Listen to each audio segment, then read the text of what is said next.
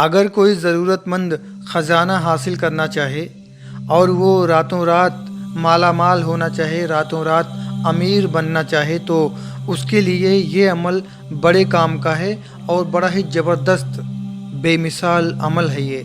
क्योंकि ये अमल बामुवक्किल अमल है।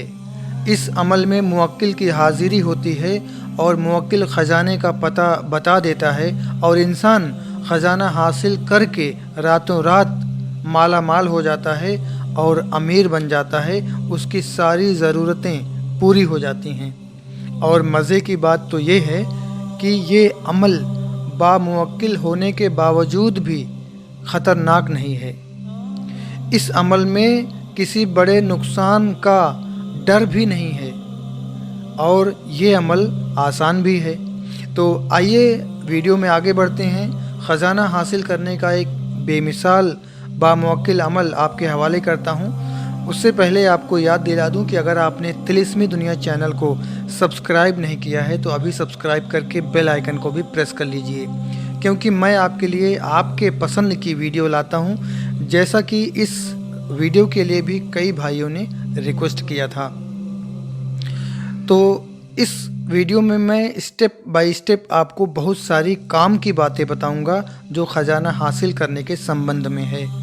सबसे पहले मैं आपको इस अमल की शर्त बताऊंगा, फिर आपको ये बामुवक्किल अमल ख़जाना हासिल करने वाला बताऊंगा, फिर मैं आपको 3 बिंदु ऐसा बताऊंगा जिसे सुनकर आपके रोंगटे खड़े हो जाएंगे और ये सच्चाई जानकर आप दांतों तले उंगलियां दबा लेंगे। और चौथे नंबर पर मैं आपको बताऊंगा कि इस अमल में आप ऐसी क्या पाबंदी करें कि जल्दी से कामयाबी आपके हाथ लगे। तो जल्दबाजी बिल्कुल भी नहीं कीजिए, बहुत ही ध्यान से सुनिए और समझिए और ये जानकारी अपने अंदर समेट लीजिए। इंशाल्लाह बड़ी काम आने वाली जानकारी और बातें मैं आपके हवाले करूँगा। तो आइए शुरू करते हैं शर्त से। तो इस अमल की शर्त ये है कि इस अमल को कोई भी नहीं कर सकता है। इस अमल को सिर्फ ज़रूरतमंद ही कर सकते हैं। जैसे कोई कर्ज़दार है और उसका कर्ज अदा नहीं हो पा रहा है, उसके पास कोई सूरत कोई ज़रिया अदा करने की नहीं है और कर्ज वाले उसका जीना मुश्किल कर दिए हैं, उसकी ज़िंदगी दुश्वार हो चुकी है, ज़िंदगी उसकी नर्क बन चुकी है, दुनिया ने उसकी तरफ पीठ कर लिया है, कहीं से कोई मदद हासिल नहीं हो रही है। तो वो ये अमल करके ख़जाना हासिल करके कर्ज को अदा कर सकता है, अपनी ज़रूरतों को पूरी कर सकता है।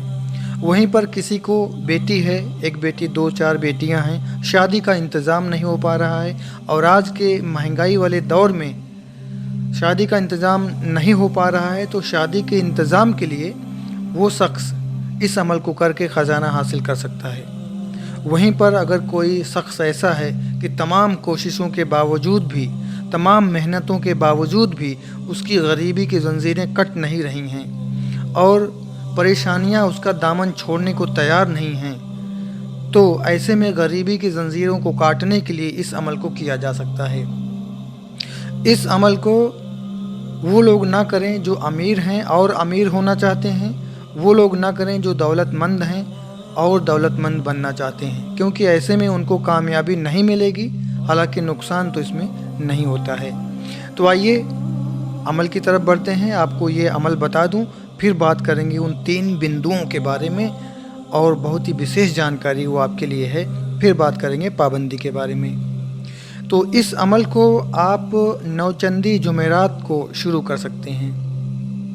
नौचंदी जुमेरात को शुरू करें, कभी भी शुरू करें, किसी भी महीने में नौचंदी जुमेरात को शुरू करें।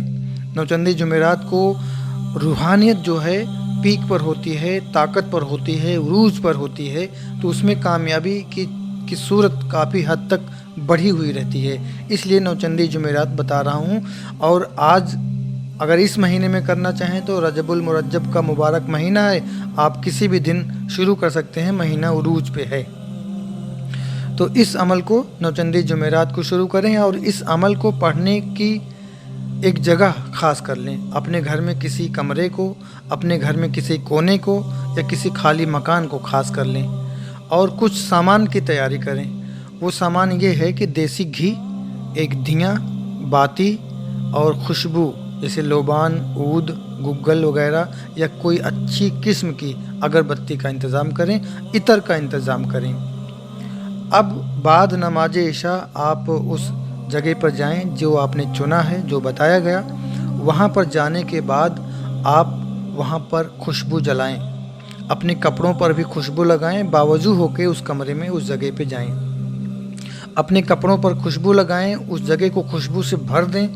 भरने के बाद में दिए में चिराग में देसी घी डालें, बाती बनाएं और उसको रोशन कर दें, जला दें और उसको अपनी नज़रों के सामने, अपनी नज़र के सामने पोजीशन पर रखें और 11 मरतबा आयतल कुर्सी, 3 मरतबा कुल हुल्ला शरीफ पढ़कर अपनी उंगलियों पर दम करें और अपने चारों तरफ जो है एक घेरा खींच लें, पीछे से लेके आगे से लेके पीछे तक घेरा खींच लें। चूँकि इस अमल में ख़तरा नहीं है, लेकिन एहतियात के तौर पे आपको बताया जा रहा है कि इस तरह से अपना हिसार कर लें, अपना घेरा कर लें, अपना सुरक्षा कर लें। इस अमल में ख़तरा इसलिए नहीं है क्योंकि आप मुवक्किल को ताबे नहीं कर रहे हैं, ग़ुलाम नहीं बना रहे हैं, उसकी तस्खीर नहीं कर रहे हैं। इस अमल में आप सिर्फ अपनी ज़रूरत को पूरा करने के लिए मुवक्किल की मदद से ख़जाने का पता लगा रहे हैं, इसलिए आपको कोई ख़तरा इसमें नहीं होने वाला है। हिसार कर लिया आपने। अब आपने क्या करना है कि 1000 वाली तस्बीह का इंतज़ाम करके रखना है, या 100 दाने की तस्बीह से भी आप पढ़ सकते हैं, जैसे भी आपको आसानी हो। अब आपने पढ़ना है अज़िब या सक़ाइल बिहक़ अल्लाहुस समद, अज़िब या सक़ाइल बिहक़ अल्लाहुस समद। इस इबारत को आपने 25,000 मरतबा पढ़ना है। अव्वल आखिर 21 मरतबा दुरूद शरीफ लाजमी पढ़ना है और जब आप अपना हिसार करें तो भी 11 मरतबा दुरूद शरीफ, 11 मरतबा आयतल कुर्सी, 3 मरतबा कुल हुल्ला शरीफ पढ़ के अपना हिसार करें। 25,000 की तादाद जैसी ही पूरी होगी, और उसका तरीका आप एक बिंदु और आपने ध्यान में रखना है कि जब आप पढ़ना शुरू करेंगे चिराग जल रहा होगा, वो जगह खुशबू से भरी हुई होगी, आपके कपड़ों पर भी इतर लगा हुआ होगा। जब आप पढ़ रहे होंगे तो आपकी निगाह उस चिराग के लौ पर होनी चाहिए, चिराग के लौ पर आपकी निगाह होनी चाहिए यथाशक्ति। जितना भी देर आप नज़रें टिका सकें टिकाएं। जब पलकें भारी होने लगे, झिपकने लगे तो झिपक जाने दें, फिर से जो है टिकटिकी बांध कर देखते रहें उसी चिराग की लौ में, क्योंकि मुवक्किल भी उसी चिराग के लौ में ही आपको नज़र आएगा और सलाम करेगा, और जो आपका सवाल होगा कि ख़जाना कहाँ पर है वो आपको बताएगा। 25,000 की गिनती पूरी होगी, इधर उधर मुवक्किल चिराग में हाजिर होगा, सलाम करेगा और आपका जो सवाल होगा वो पूरा करके जाएगा, ख़जाने का पता आपको बता के जाएगा। अगर किसी कोताही पर लापरवाही किसी वजह से आप पहले दिन कामयाब ना हों तो अगले दिन फिर आप इसी अमल को करें। इसी तरीके से इसी अमल को 25,000 बार अज़िब या सक़ाइल बिहक़ की अल्लाहुस समद, इस अमल को आप अगले दिन भी 25,000 मरतबा पढ़ें। इंशाअल्लाह दूसरे दिन मुवक्किल की हाज़िरी ज़रूर होगी, नहीं तो तीसरे दिन, चौथे, पाँचवें, छठवें, सातवें, आठवें, 9वें, 10वें, 11वें दिन तक आप लगातार करते रहें, कंटिन्यू मुसलसल इसको करते रहें और ये अक़ीदा बनाएं, ये पूर्ण विश्वास रखें, दिल की गहराई के साथ पढ़ें, अक़ीदे के साथ पढ़ें कि मुवक्किल की हाज़िरी ज़रूर होगी।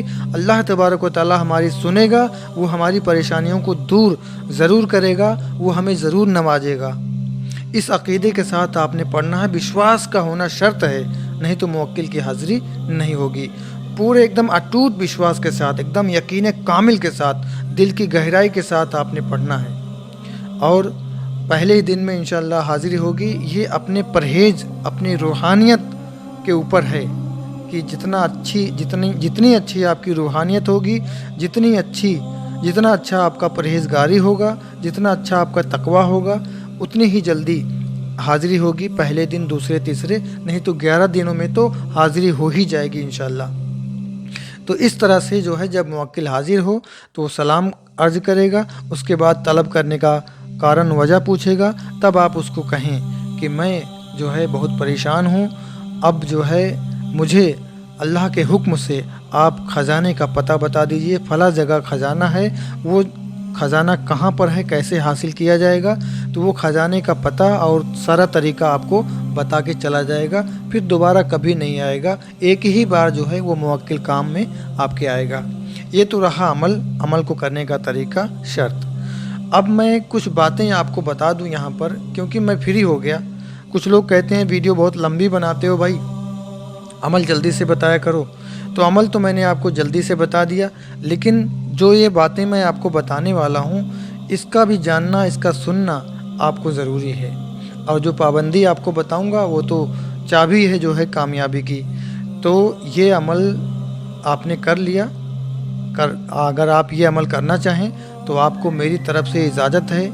आपको इसमें किसी तरह का कोई ख़तरा नहीं है, बशर्त ये है कि जो शर्त बताया गया है वो शर्त आप पूरी करें और जिस तरह बताया गया है उसी तरीके से पढ़ें। अब वो 3 बिंदु आपको बता दूं वो क्या है।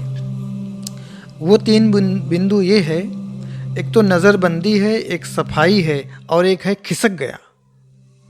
तो ये तीनों बातें अगर आप सुनेंगे तो आप हंसेंगे भी, आपको अफसोस भी होगा, आपको हैरत भी होगी। तो नज़रबंदी से खेला कार्यक्रम शुरू करते हैं। होता ये है कि मांगने के बहाने या किसी भी बहाने साधु बन के, फ़कीर बन के कुछ लोग जो है आते हैं, मांगते हैं और ये कहते हैं, अरे आपके घर में तो ख़जाना है, अरे आपके घर में तो क्विंटल ख़जाना है, आपके घर में तो बहुत ज़्यादा ख़जाना है। तो ये सुनकर घर वाले कहते हैं, हाँ यार बात तो सही है, मैंने भी अपने पुरखों से, बाप दादाओं से सुना था। तो जबकि ये बात जो है वो कंफर्म नहीं करते हैं, अपने बाप दादाओं से यकीनी नहीं होती है, या किसी के यहाँ होती भी है तो ऐसे लोग जो है उनके जाल में आ जाते हैं। अब खेला शुरू होता है। तो वो बहरूपिया मांगने वाला फ्रॉड जो होता है वो कहता है, भाई ऐसा है, ये सारा काम मैं कर दूंगा आपका, लेकिन इतना खर्च आएगा। वो ऐसा शीशे में उतारता है घर वालों को, ऐसी ऐसी बातें बताता है, ऐसा चने की झाड़ पे चढ़ाता है कि वो लोग एग्री हो जाते हैं और औरत का जेवर बेच के, कर्जा लेके, ज़मीन बेच के, किसी भी तरह उसकी बताई हुई रकम इकट्ठा करते हैं। अब इसमें एक बात और है कि वो फ्रॉड, वो बहरूपिया घर और हैसियत देख के अमाउंट बताता है, 5 लाख, 10 लाख, 15 लाख, 20 लाख, जैसी हैसियत होगी घर वालों की, स्टेटस देख के वो तुरंत भाप जाएगा और उसी हिसाब से वो बताएगा कि भाई इतना खर्चा आएगा। तो भाई अब घर वालों ने उतना इंतज़ाम किया और बाबा जी को दिया। बाबा जी चले गए, और ऐसा नहीं है कि बाबा जी चले गए वापस नहीं आए, वापस भी आते हैं। और कई बार ऐसा होता है कि घर वालों को भी साथ ले जाते हैं और सामान खरीदते हैं, और वापस आके वहाँ पर घर में बढ़िया सा खेला शुरू होता है, हवन होती है, सुलगाया जाता है, मंत्र पढ़े जाते हैं और वहाँ पर घर वालों की नज़रबंदी कर दी जाती है। नज़रबंदी कर दी जाती है। फिर नज़रबंदी करने के बाद में वो बहरूपिया ख़जाना निकाल कर उनको दिखाता है, जो कि हकीकत नहीं, फसाना होता है। नज़रबंदी का कमाल होता है कि वो कहेगा घर वालों को वही नज़र आएगा। ख़जाना निकाल कर वो दिखाता है, उसके बाद में कहता है, देखा मैंने सही कहा था। अब घर वाले गदगद हो जाते हैं, फूले नहीं समाते हैं, बड़ी खुशी उनको मिलती है, बड़ा सुकून उनको मिलता है। हाँ भाई अब तो ठाट बनेंगे, अब तो अमीरी आएगी, अब सारे सपने साकार होंगे। तो अब कहता है वो बहरूपिया, बात यहीं ख़त्म नहीं होती है। अब वो कहता है कि भाई निकाल तो दिया है, लेकिन अभी इसको इस्तेमाल करने का सही समय नहीं आया, वो शुभ घड़ी नहीं आई है कि इसको इस्तेमाल किया जा सके। इसको इस्तेमाल करने का जो समय है वो फला महीने में, फला तारीख को, फला समय, फला दिन को आप इसको इस्तेमाल कर सकते हैं, उससे पहले नहीं। तो घर वाले कहते हैं भाई क्या किया जाए। तो कहता है कि इसको दफन कर देते हैं, इसको दोबारा गाड़ देते हैं, और जगह आपको मैं बता देता हूँ, निशानदेही आप कर लो। जब वो वक्त आए, वो दिन आए, वो महीना आए, तो आप इसको निकाल के इस्तेमाल करना। इतना कह के उसको वहीं दफन कर दिया जाता है और बाबा जी 5-10 लाख, 15-20 लाख लेकर चले जाते हैं। अब जब वो महीना, वो दिन, वो घड़ी, वो समय आता है जब घर वाले उसको वहाँ से निकालते हैं, जब उसको वो खोलते हैं बर्तन को, तो उस बर्तन में वो मिट्टी देखते हैं, कोयला देखते हैं, और ये देखकर उनके पैरों तले ज़मीन खिसक जाती है। उनको गहरा सदमा लगता है, उनको बहुत अफसोस होता है कि हाय, मैंने तो इसमें ख़जाना देखा था, इसमें सोना जवाहर हीरे मोती देखे थे, अब इसमें क्या नज़र आ रहा है मिट्टी, अब इसमें क्या नज़र आ रहा है कोयला। हाय मैं तो लुट गया, हाय मैं तो बर्बाद हो गया। ये सदमा उनको लगता है। ये फ्रॉड जो है आज के दौर में काफ़ी हद तक देखा गया है। मैंने भी कई ऐसे केसेस फेस किए हैं, मुझे बुलाया गया साफ करने के लिए। अब जो है आप ये समझ लीजिए कि ऐसा कोई आता है, ऐसा कोई कुछ कहता है, तो आप उसकी बातों पर यकीन न करें। यकीनन वो ठगी है, वो फ्रॉड है, वो धोखा है, वो नज़रबंदी का कमाल है, ये फसाना है, हकीकत से इसका कोई ताल्लुक नहीं है। अब बात आती है सफाई की। नज़रबंदी, सफाई और खिसक गया, तो अब सफाई की बात करते हैं। कई केसेस मैंने ये देखा है कि लोग कुछ सामान लेकर आते हैं और कहते हैं कि बाबा जी ये ख़राब हो गया है, सूफी साहब ये ख़राब हो गया है, इसको सही करना है। जबकि वो लेकर आते हैं पीतल, तांबा, अष्टधातु या कोई और मेटल लेके आते हैं और कहते हैं पहले ये सोना था लेकिन अब ये ख़राब हो गया है, इसको सही करना है। इस पे बहुत बड़की शय है, उसने इसको ख़राब कर दिया है, इसको सही करना है। तो अब जब उसको देखा जाता है तो इसमें किसी तरह की कोई शय नहीं होती है, बस उनको पता नहीं कहाँ से ये बता दिया जाता है कि इस पे शय है और ये ख़राब हो चुकी है, इसको सही करना पड़ेगा। तो ये ऐसा रैकेट है, ऐसा ये जाल है कि इसमें भी लोगों को बहुत चूना लग रहा है। लोग इसमें अपना पैसा और अपना समय ख़राब कर रहे हैं। और ये बातें मैं आपको इसलिए बता रहा हूँ क्योंकि आज के दौर में एक बड़ी तादाद है, बड़ी संख्या में हमारे नौजवान, बड़े बूढ़े ख़जाना हासिल करने की जद्दोजहद में दिन रात लगे हैं, लेकिन उनको नाकामी मिलती है, कामयाबी नहीं मिलती। उसका रीज़न ये है कि वो सही दिशा में मेहनत नहीं करते। याद रखना, practice doesn't make success, perfect practice make success. मेहनत इंसान को सफल नहीं बनाती है। अब आप कह रहे होंगे कि ये क्या बात कर रहे हो कलीम अली, तो बात ये सही है मेरे दोस्त। मेहनत इंसान को सफल नहीं बनाती है, बल्कि सही दिशा में की गई मेहनत इंसान को सफल बनाती है। तो वो लोग गलत दिशा में मेहनत करते हैं, गलत बाबाओं, आमिल, तांत्रिकों के पीछे पड़ के अपना समय और पैसा बर्बाद करते हैं, उनको कुछ हासिल नहीं होता। और कईयों को तो मैंने देखा है, वो सड़क पर आ गए, उन्होंने अपनी ज़िंदगी भर की कमाई लुटा दिया, 15, 20, 50 लाख रुपए लुटा दिया और कामयाबी वो हासिल ना कर पाए। उसकी वजह यही है कि ऐसे लोग उनके पीछे पड़ जाते हैं, ऐसे लोगों के चक्कर में आ जाते हैं कि उनको कुछ मिलता नहीं है बल्कि चला जाता है। तो सफाई की बात कर रहा था, सफाई के नाम पे भी लूट हो रही है। यहाँ पर मैं आपको बता दूं कि अगर कोई शय है, कितनी भी ताकतवर है, तो वो सोने को पीतल नहीं बना सकती और पीतल को सोना नहीं बना सकती है। किसी भी जिन्नात को, किसी भी भूत पिशाच चुड़ैल को ये ताकत नहीं है कि वो किसी चीज़ के वजूद को बदल दे। वो अपनी सूरत को बदल सकती है, अपने रूप को बदल सकती है, लेकिन वो किसी चीज़ के वजूद को नहीं बदल सकती। ये ताकत, याद रखना इस बात को, नोट कर लो इस बात को कि कोई भी शय किसी भी चीज़ के वजूद को नहीं बदल सकती है। जिन्न है वो घोड़ा, गधा, बिल्ली, औरत, बच्चा, मच्छर, चिड़िया बन सकते हैं, अपने रूप को बदल सकते हैं, लेकिन वो कभी भी किसी चीज़ के वजूद को नहीं बदल सकते हैं। अगर वो लोहे को सोना बना दें, सोने को लोहा बना दें, तो जितने भी जिन्न के आमिलीन हैं वो दुनिया पे राज करने लगे। और अल्लाह तबारक व तआला ने इन शय को, इनको ये क़ुव्वत अता नहीं फरमाई है। इसका सबूत ना ही तो मुझे हदीसों में मिला, नहीं तो कुरान में मिला।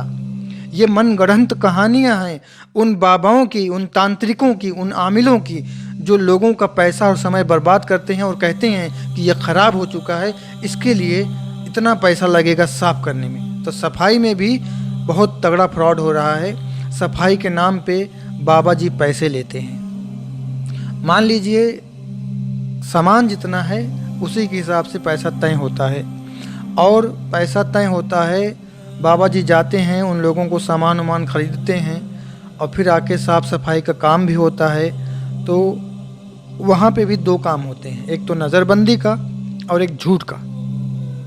नज़रबंदी का होता है कि उसको साफ़ करके उनको दिखा दिया जाता है साफ़ हो गया है, और झूठ का ये होता है कि भाई साफ़ सफाई हो चुकी है, अब जो है इसको फला तारीख को, फला दिन को, फला समय में आप इस्तेमाल कर सकते हो, उसके पहले इस्तेमाल नहीं कर सकते हो। इसको दफनाया जाएगा और उस दिन आप निकाल लेना। जब वो उसको दफना दिया जाता है फिर बाद में निकाला जाता है तो वो सामान वैसा का वैसा ही रहता है, उसमें कोई बदलाव नहीं रहता है। बस बाबा जी का फ़ायदा हो गया, वो आपसे पैसे लेके चलते बने, दोबारा उनका दर्शन नहीं होने वाला है। तो याद रखना इस बात को, कोई भी सामान ख़राब नहीं होता है, ना ही तो कोई उसको सही कर सकता है और ना ही तो कोई शय उसको ख़राब कर सकती है। इस बात को आप नोट कर लो और इस बात को याद रखना कि सफाई के नाम पे आपने कोई काम नहीं करना है। और जो पहले आपको बताया कि कोई आए और आपके घर में सोना चांदी खजाना है वो बताए, तो उस पर आपने विश्वास नहीं करना है। बस अल्लाह की बारगाह में इस तरह के अमलियात के ज़रिए अपनी बात को रखना है और कामयाबी हासिल करना है, खजाना हासिल करना है। तो ये रहा सफाई वाला काम। सफाई के नाम पे भी बहुत धोखाधड़ी हो रही है, तो सफाई के चक्कर में आप न पड़ें, क्योंकि इसका हकीकत से कोई संबंध नहीं है। अब बात करते हैं खिसक गया, भाग गया, बदल गया, अरे वो तो चलता है। देखिए अभी हाल ही की एक घटना है, कुछ लोग मेरे पास आए और कहे कि चाचा ऐसा है कि एक कारीगर बहुत दूर से आए हैं, बड़े काबिल कारीगर हैं, बड़े ज़बरदस्त ताकत वाले हैं, तो उन्होंने एक जगह जो है माल होने की गारंटी ली है, निकालने की भी गारंटी ली है, लेकिन हम चाहते हैं कि आप रहें साथ में, क्योंकि हमको डर लगता है। तो हमने कहा भाई जब इतने ताकतवर इतने बड़े कारीगर आए हैं तो डर किस बात का। कहा नहीं, हमने आपके काम को देखा है, हमने आपकी ताकत को देखा है, उनकी ताकत को, उनके काम को तो सिर्फ सुना है। तो हमने कहा भाई ऐसे हम नहीं जाएंगे, पहले वहाँ की मिट्टी लाओ और इस्तिखारा करते हैं, अगर कुछ हुआ तो चलेंगे, जो भी मदद होगी करेंगे। तो मिट्टी वहाँ से लाई गई, इस्तिखारा किया मैंने, तो वहाँ पे कुछ था नहीं, जगह खाली मालूम पड़ी। जगह खाली मालूम पड़ी तो मैंने कहा भाई कुछ है नहीं, यहाँ पे काम करना बेकार है, कुछ हासिल होने वाला नहीं है। तो उन लोगों ने कहा नहीं आप चलिए, वो काम करेगा, बस आप जो है हमारी सुरक्षा के लिए वहाँ बैठे रहना। हमने कहा ठीक है भाई, जो जिम्मेदारी हमें दोगे हम कर देंगे, लेकिन हमारा कोई लेना देना नहीं है वहाँ पे। तो वहाँ पे गया, काम लगा। वो कारीगर साहब जो आए थे, आमिल साहब, उन्होंने कहा था कि 3 फुट पे एक डेग निकलेगी और उसमें जो है इतना सोना है। 3 फीट की खुदाई हो चुकी, अब वहाँ पे कुछ नहीं निकला। उसके बाद में एक रात का अंधेरा था, तो एक सियार जो है आ रहा था जहाँ पे काम हो रहा था। तो सियार को जो है मैंने एक मिट्टी का ढेला उठाया, उसको मारा। हमने कहा भाई ये यहाँ आ रहा है, कोई डरा अगर, कोई भयभीत हुआ तो मेरी जिम्मेदारी है, क्योंकि ऐसे मौके पे जो है अगर छोटी सी भी कोई घटना हो जाए तो लोग भय खा जाते हैं, और जो डर जाते हैं समझो मर जाते हैं, उनको नुकसान होता है। तो उसको मैंने भगाया। जैसे ही उसको भगाया वैसे एक उल्लू जो है बड़ी तेज़ी से उड़ता हुआ सबके सर से गया। इतने में आमिल साहब कहती हैं अरे भाग गया, अरे भाग गया। हमने कहा क्या भाग गया? कहा देखा ऊपर से उड़ गया। हमने कहा यार ठीक है, मैं तो आपसे बात नहीं करूँगा, मैंने तो सब पहले ही बता दिया था। अब मैंने उन लोगों से कहा भाई इनको झेलो, जो ये कह रहे हैं उनको लपेटो, मेरे बस की बात नहीं है, मैं चलता हूँ। तो कहने का मतलब ये है, इस चीज़ को बताने का मतलब ये है कि किसी भी शय को वो ताकत नहीं है कि वो जो है बर्तन को कहीं धंसा दे या बर्तन को लेकर कहीं आगे जाए। ये जितना भी गड़ा हुआ धन खजाना दफीना होता है, ये चलता नहीं है। इस बात को आप नोट कर लीजिए, चलता नहीं, गारंटी इस बात की, चैलेंज है, चलता नहीं है। ना ही तो ये धंसता है, ना ही तो ये फिसलता है। बस वो हवाई बातें होती है, खोखले दावे होते हैं जो लोग करके लोगों को हैंग करते हैं, जो लोग ऐसे झूठ बोल के लोगों से पैसा इकट्ठा करते हैं सामग्री के नाम पे, ऐसा करके अपना जो है झूठा रोजगार फुला रहे हैं, फैला रहे हैं। तो कोई भी शय को ये ताकत नहीं है कि वो जो है लेकर धंसे और लेकर जो है उसको भागे। ये काल्पनिक बातें हैं, ये झूठी बातें हैं, इसका हकीकत से कोई संबंध नहीं है, कोई ताल्लुक नहीं है। अगर इन 3 चीज़ों को आप देखते हैं अपने आसपास भी, तो आप तुरंत सोच लें कि इस आमिल के पास कुछ नहीं है, ये झूठ बोल रहा है और इसमें जो है कामयाबी नहीं मिलने वाली है। और अगर आपने जो अमल मैंने बताया, अगर आपने अच्छे से जो पाबंदी मैं ये बताने वाला हूँ, इस पाबंदी के साथ आपने कर लिया तो इंशाअल्लाह आपकी सुनी जाएगी। आप ज़रूरतमंद हैं, आपकी सुनी जाएगी और ख़जाना आपको अता कर दिया जाएगा। तो ये तीनों बिंदु आपके हवाले करने के बाद वो पाबंदी आपको बताना ज़रूरी समझता हूँ कि इस अमल को ज़रूरतमंद तो करेगा ही, बताई हुई शर्तों के हिसाब से तो करेगा ही, लेकिन वो जो है परहेज़गार होना चाहिए। वो जो है अहकाम, अक़ीदा और अखलाक का दुरुस्त करने वाला होना चाहिए। वो शरीयत मुतहरा का पाबंद होना चाहिए। वो कुर्ब इलाही के हुसूल का प्यासा होना चाहिए और उसके अंदर कुर्ब मुस्तफ़ा सल्लल्लाहु ताला अलैहि वसल्लम के हुसूल की भूख होनी चाहिए। अगर इन पाबंदियों के साथ, और जो पाबंदियाँ कम लफ्ज़ों में मैंने आपको बताई, अगर आपने इस पे रिसर्च किया या कि आप जानते हैं तो इस पे अमल किया, उसके बाद आपने इस अमल को किया, तो आपको कामयाब होने से कोई नहीं रोक सकता। दुनिया की कोई भी ताकत आपको ख़जाना हासिल करने से नहीं रोक सकती है। आपको अमीर होने से कोई नहीं रोक सकता है, आपको मालामाल होने से कोई नहीं रोक सकता है। यहाँ पे मैं आपको एक बात बताना और ज़रूरी समझता हूँ कि बिना मेहनत के कुछ हासिल होने वाला नहीं है साथियों। अगर आपकी परहेजगारी और अच्छे से पढ़ाई हुई तो पहले दिन, दूसरे दिन, तीसरे दिन में आपको कामयाबी मिल जाएगी। मौकिल हाजिर होके चिराग के लौ में आपको बता देगा।